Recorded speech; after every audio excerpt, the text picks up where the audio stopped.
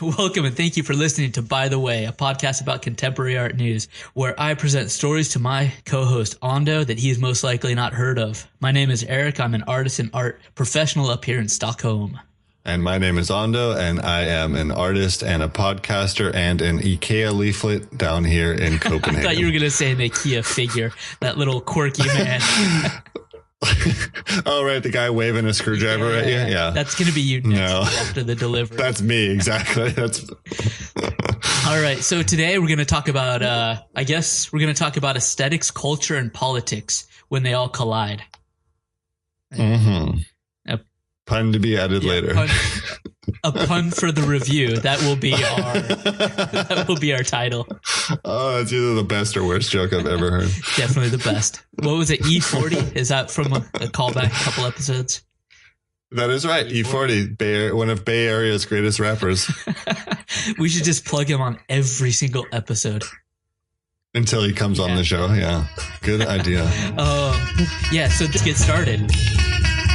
All right. Indeed. Let's get started.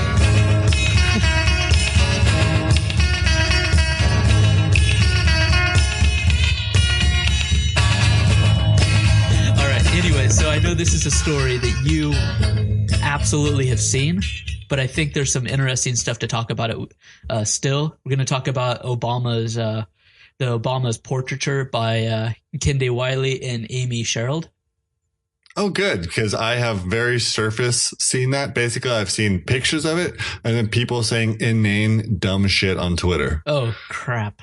Where we're going to say a whole bunch of dumb stuff on a podcast instead. Yeah, that's the point, man. Well, okay. Appease the audience. What kind of dumb shit have you already heard on Twitter? And maybe we can use that as the thread to follow to start with here. Oh, man, this is going to be good. Okay. Parents, earmuff warnings. Cover the ears of your kids. This is already explicit. So I heard some asshole on Twitter talking about how this artist always paints with semen. I am so happy you got to that. That was part 3 in my notes. And it's my notes in that section is. How is that not part 1? The only part of. Well, I thought I would, save the dessert for the dessert ease into portion. the semen.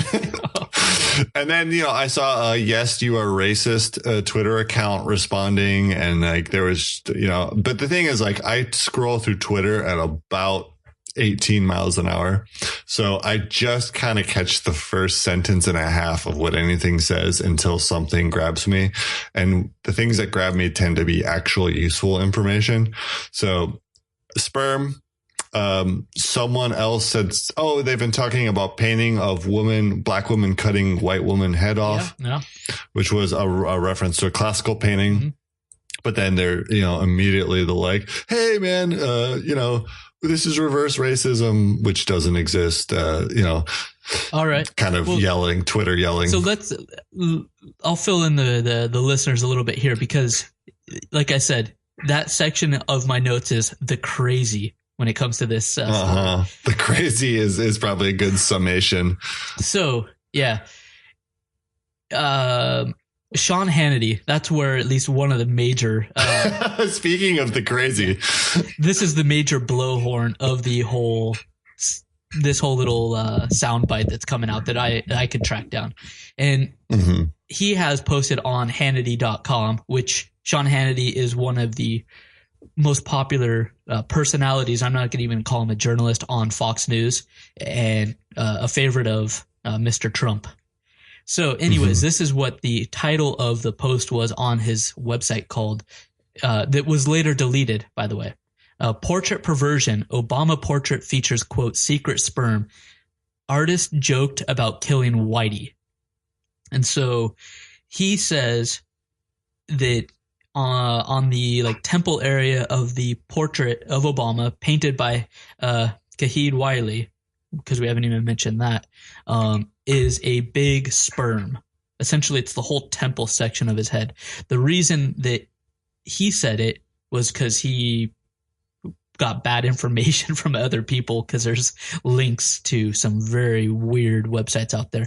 But so Kinkade Wiley actually does do sperm in a lot of his portraits and a lot of his paintings. They're often in the background because the backgrounds are very decorative. He just kind of fills them in, and that's just his thing. Like, I don't think it's really that big of a deal. They're pretty innocuous. There's no sperm in this Obama painting, but because of the shadowing and such, there's just enough for somebody looking to think, okay, there's a sperm there. And all of Kinkade Wiley's paintings, also the sperms are white. This would be the only one that is not white that I could track down. Yeah. So it was also picked up on the Daily Caller, which is a not nearly extreme right, but it's really getting close to extreme right wing website where they wrote about it as well. They have one of the authors, journalists, writers that they have on their website at times is this guy, Jason Kessler of Charlottesville fame. He was the super neo-nationalist that organized the Charlottesville protests. That's the kind of quality journalism and quality people that are on these. I'd call that pretty hard right then. He is. The website itself is not as right as this guy. So yeah. I'm giving him a little bit of leeway. Yeah, I was going to say, you sound very generous in this case. I don't want to totally. I know we do have a few conservative listeners out there. It can't just be always Trump bashing every episode. Although it probably should be. I have no comment to our. Yeah. So there's a whole bunch of stuff about that. There's also the Kill Whitey, because Kinkade Wiley also did a painting in like 2013 that references Judith, and I forgot the other reference. It's a biblical reference where Judith, Hermophanes or something like that. Judith cuts off the head, and usually it's a male head. In this case, it's a female figure with the sword cutting off a white woman's head, or actually just holding a already cut off head. It's not even as graphic as some of the other versions of these paintings. Yeah, actually, it's very PG in comparison. Yeah.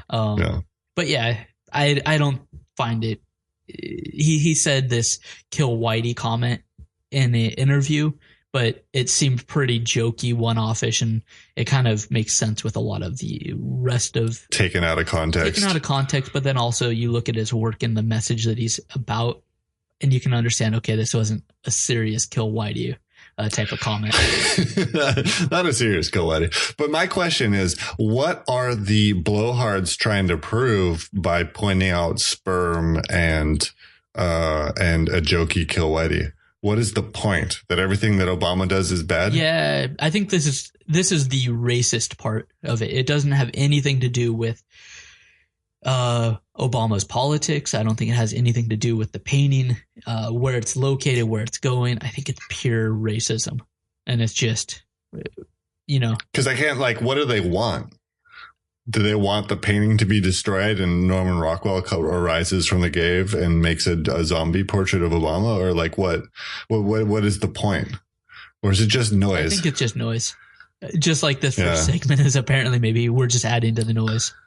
But yeah, because the thing that strikes me is something I didn't see anyone saying, which is bravo to the Obamas for choosing an artist who is part of a contemporary art discussion and isn't just a safe choice. Yeah. Well, because you have been, on the sidelines a little bit lately, being busy, there were actually a lot of mainstream, I would say, NBC, CNN, New Yorker, all of those actually did talk about how great it was about both of these Obama portraits, both Michelle and the Barack Obama one, because they are the first African-American people in the White House, the president and first lady. But these two that were commissioned were also the first African-American artists to ever be commissioned to paint the official portraits. Yeah, I mean, what the fuck do you want? So, they chose an artist who is a relevant artist. Both of them are very relevant. The other artist, just if you didn't know, is a. Oh, I thought it was the same one. No. So Kinkade Wiley did Barack Obama, and Michelle was painted by Amy Sherald. We can talk about her in a minute too. Okay. Yeah, but I just appreciate the fact that, you know, that they went with something a little more fresh. And, you know, I don't particularly, I'm not a big fan of either of the paintings, but I'm a big fan of the fact that they did it. Yeah. So, and I agree with you that, you know, reaching out to working contemporary artists that are relevant artists and not. Look, anything that bring arts into a discussion about the rest of the world, into, let's not call it mainstream, but into contemporary discourse, is good. Art gets yelled at for being exclusionary constantly. Why don't we involve it somehow in more day-to-day life? Mm-hmm. Who painted George Bush's? Do you know? Actually, I don't. I do. See? Okay, I'm just an asshole. No, I'm an asshole. No, so this is actually kind of an interesting thing. You were talking about the Obamas being, I guess, kind of progressive in their. Well, so this whole National Portrait Gallery, portraiture commission, all this stuff. I was under the impression that this is something that was the official portrait. This would be the one that would maybe go in the White House. I think that was something that a lot of people believed. And I think that was a little bit of the people that didn't like either of the paintings. Like, this thing can't hang in the White House. This is disrespectful. They don't hang in the White House. They hang in the Smithsonian. See, I didn't know that. Yeah. So this is kind of the interesting thing to me, that people were overreacting, thinking, oh my God. Then there's a Negro painting pictures and it's going to hang in the White House. It doesn't make any sense. I mean, it was built by slaves, but you can't have a black painting and a black president. I mean, that's just too much. But animals. So the National Portrait Gallery, you would think, was actually super old as well, based on the reaction to this painting being, oh my God, too contemporary. Well, it only opened in 1962. Or sorry, 68. I apologize. 68. So it's only 50 years old now. And if you actually look at their website, you can see that there are some really weird paintings in there of presidents. So this is more of a chance for contemporary art to have a go at it than just regular portraiture, technically proficient portraiture painting. So you asked who painted Bush's, George W. Bush's, and it was actually a guy named Peter Doig. No, a guy named Robert Anderson, who is a Connecticut-based artist that was a friend of his at Yale. So the guy is actually a legitimate good painter and all that. Hey, fuck it. Why not? Why not? But these are some of the other cool ones. The portrait of JFK. Basquiat. No, wrong years. Elena de Kooning. Wrong decade. Oh, wow. Yeah. So that's the kind of crazy thing, is everybody thinks that these two paintings are super progressive, super contemporary artists. But yeah, Elena de Kooning, painted the JFK one, went down to Florida while JFK was obviously still alive in late 62, early 63, did some sessions with him, did some portraits, and was planning on doing portraits of JFK. He was assassinated in November of that year, and the paintings were finished 63, 64, and weren't actually acquired by the National Portrait Gallery until 99. So that's so weird. I don't understand why it wasn't acquired till 99. I actually don't even know if they had any prior paintings. I didn't look at that to see if they had another one that. Maybe they acquired all of the collection in 99 or something. No, because like I said earlier, it opened in 68, so they had portraits then. But maybe it was on loan until 99. That's actually a good point. I didn't think about that. It wasn't actually purchased. The artist could have made an agreement to loan it or something. That's true. I know in the little notes on the painting that it was by the trust of Elena de Kooning, so it could have been on loan. And then after she died, somewhere in the early 2000s, it could have then been sold from the trust to the National Portrait Gallery. So did a young Thomas Kinkade do Ronald Reagan's painting or what? I hope so. That's going to be the Trump one. But let's get in. Oh, that's right. Yeah, it should be Trump. Let's save this for the very end because, yeah, I want to end on who paints Trump. What's it going to look like? Other cool things that I thought of note before we jump back to the paintings themselves was Bill Clinton. He was not happy with his. Because a few years ago, the guy who painted Bill Clinton's painted him holding a piece of pizza and no pants. I mean, not quite that clear, but it's not that far off. Apparently, and not apparently, it's true. It's in there. Clinton doesn't have his wedding ring on intentionally, Ooh. and then he's kind of sitting or standing by the hearth of a fireplace, and there's a weird cast shadow coming from. Let's say if he's looking towards you, at kind of like 3 o'clock off to the side there, there's a cast shadow coming in. And the artist actually said a few years ago that shadow is caused by the blue dress.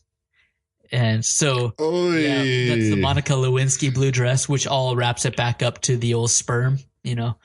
Tell me there's a cigar in the picture somewhere. You know what? I bet there should be. Find that cigar. Let's go, internet. Find that cigar. It gets worse for Clinton. And I like Clinton as a politician. Guess yes, very different point. What it was replaced by? Which contemporary artist did a portrait, a nice tight like headshot portrait of Clinton? What year? A couple years ago. 2000s? Yeah, but I mean a massively famous artist who has been wrapped up in the Me Too scandal. Chuck Close. Yes, I know things. I'm just saying, like, that's crazy. So this is a big story in the sense, like, this is all linking back to each other. Chuck Close is, you know. It's nice because I didn't know any of these. You know, I guess every once in a while I knew there was painted a presidential portrait, but I did not know anything else about the Smithsonian and about the ones that hang in the White House versus that and all this sort of stuff. And I think that's also what caused a little bit of the kerfuffle by, you know, let's say conservative people, not even conservative right-wing people, but just conservative people about this Obama painting and Michelle painting actually hanging in the White House. It's just nobody really knows. It's really not that important, to be completely honest. But yeah, who would paint yours? Oh man, how about you tell me who paints yours, and then I'm going to come back. I'm thinking Giacometti, but I want a sculpture. I want a sculpture of myself, nice and thin. Just striding. I would take Talar. Talar, okay. And then everyone would flip the fuck out because he's not American. Oh, that's true. Immigrants taking our jobs. That'd be fun, right? Exactly. They took our jobs. You know, speaking of that, actually, Talar, you got it. Any of our listeners that have not checked in checked out the Undergang Armchair episode 100, I think it was. It's number 100, yeah. Was with the contemporary Danish painter Tal R, and it is a great episode. I love that episode. It's fun. His dad shows up halfway through and starts hammering on something in the background. It's amazing. Well, I don't know if that's an editing issue or no, but that's a great episode.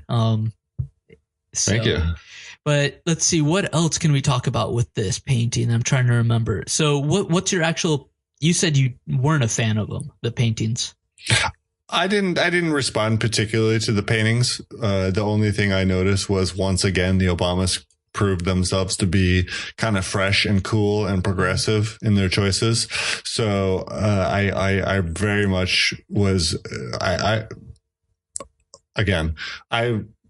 was very much in approval of the idea of doing it. The paintings themselves, I'd probably have to see them in real life. I'd probably appreciate them more, not on Twitter and in an actual full size with paint on canvas. But they didn't strike me. But, you know, I don't, it may be blasphemy. I don't actually engage with a lot of painting in general.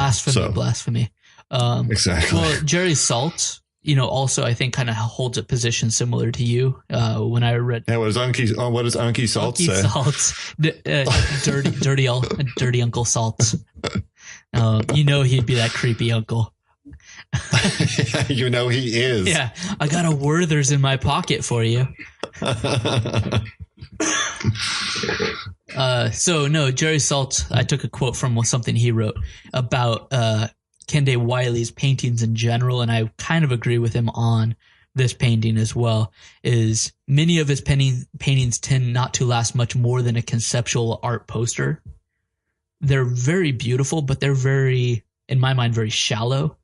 They reference big issues. They address big issues, but they themselves don't seem to be very heavy.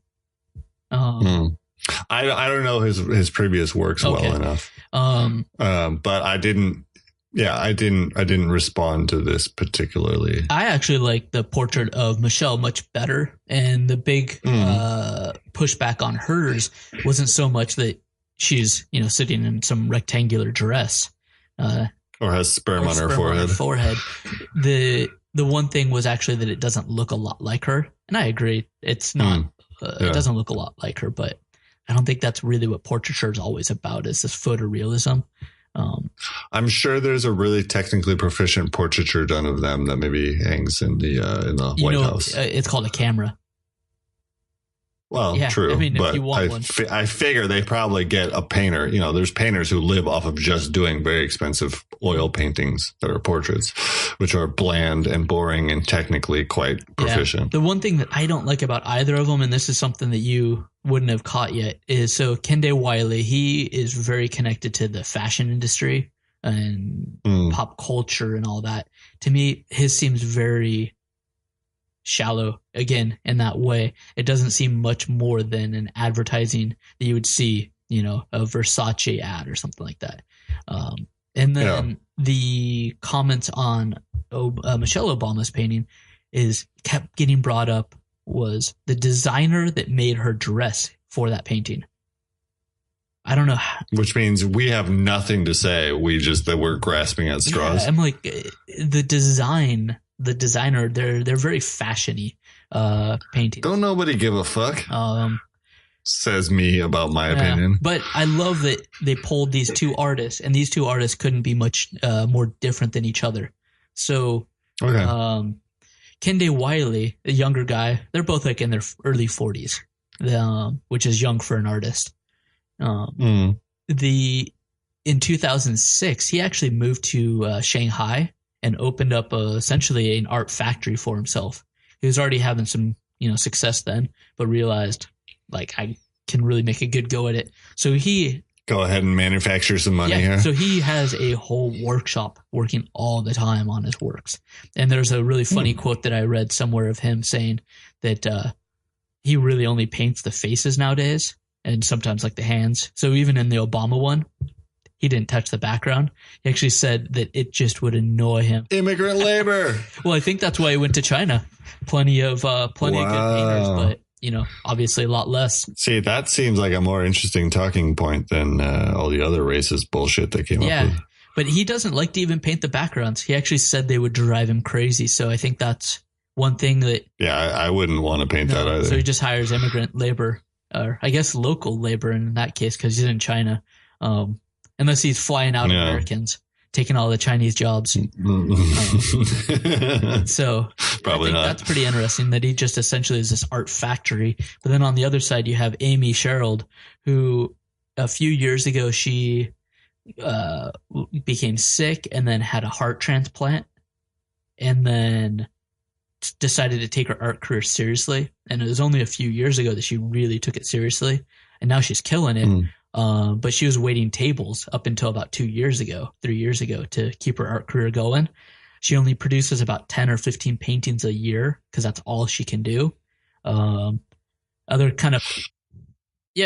So now I want to go back to something you kept wanting to talk about. Who painted Reagan's portrait and Thomas Kinkade? This is important stuff. I don't know that. I don't really care. But I do care about who you think should be painting Trump's portrait and what it might look like. I think it should not be a painter. I think it should be a photographer. I mean, okay, obviously Thomas Kinkade if it's a painter, but I think in this case, portraits, or does he just paint cottages? It's time to make Thomas Kinkade great again. He needs to get in there, and plus, he doesn't paint his own shit anyways. No, I think they're putting a machine. Yeah. So, anyways, yeah, Google probably makes them now. No, I think that the photographer douche extraordinaire Peter Lick should be Trump's photograph, and you can put like a howling wolf on the moon, like Photoshop behind his head or like something. One of the great ones that would be on like a t-shirt, you know? Yeah.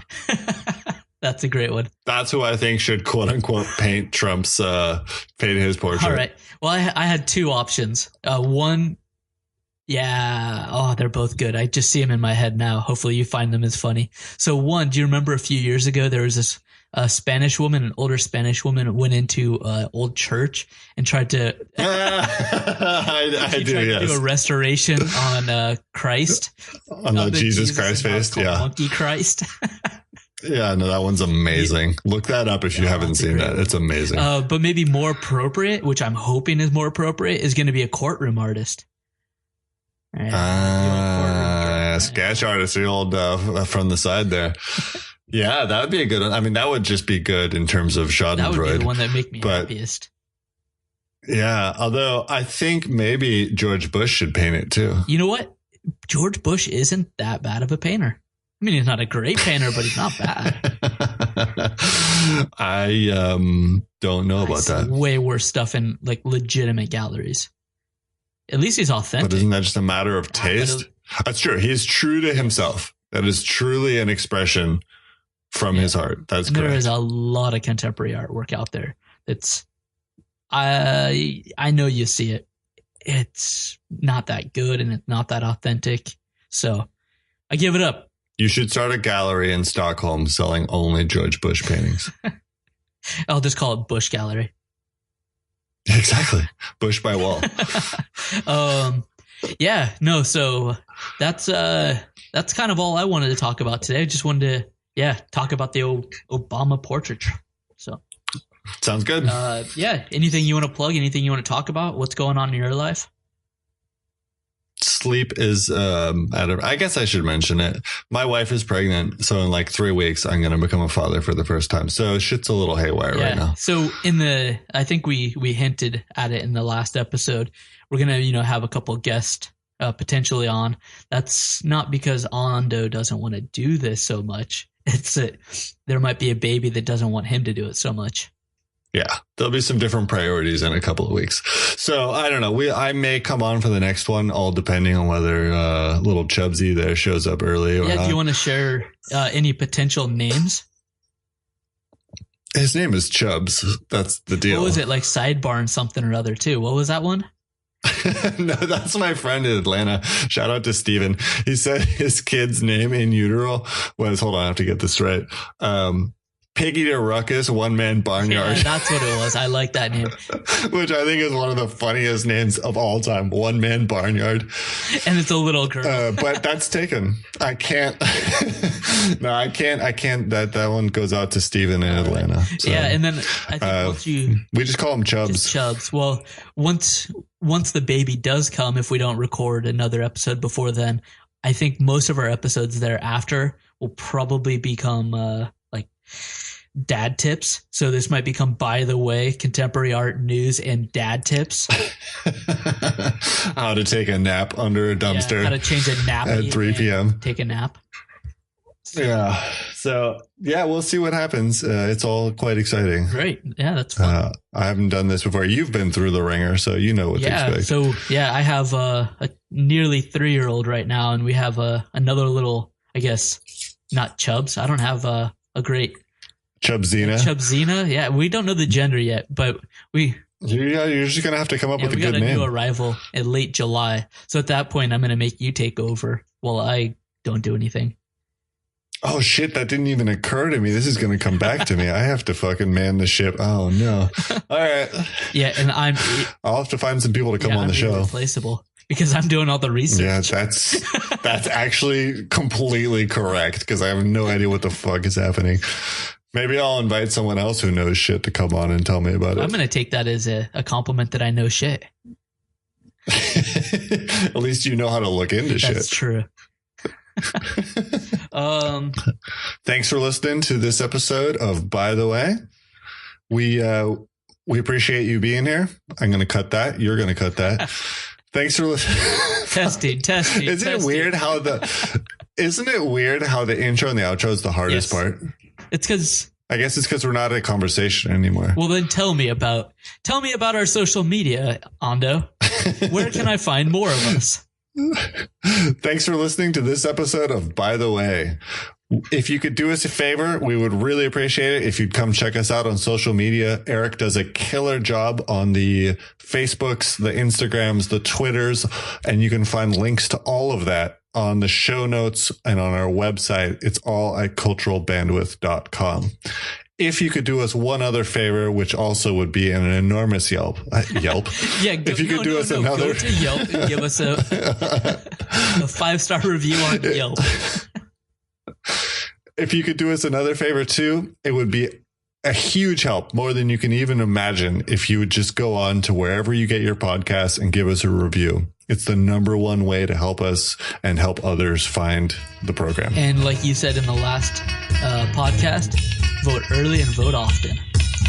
Vote early and vote often. It never gets old. All right. Well, thanks everybody for listening. We'll catch up in about 2 weeks.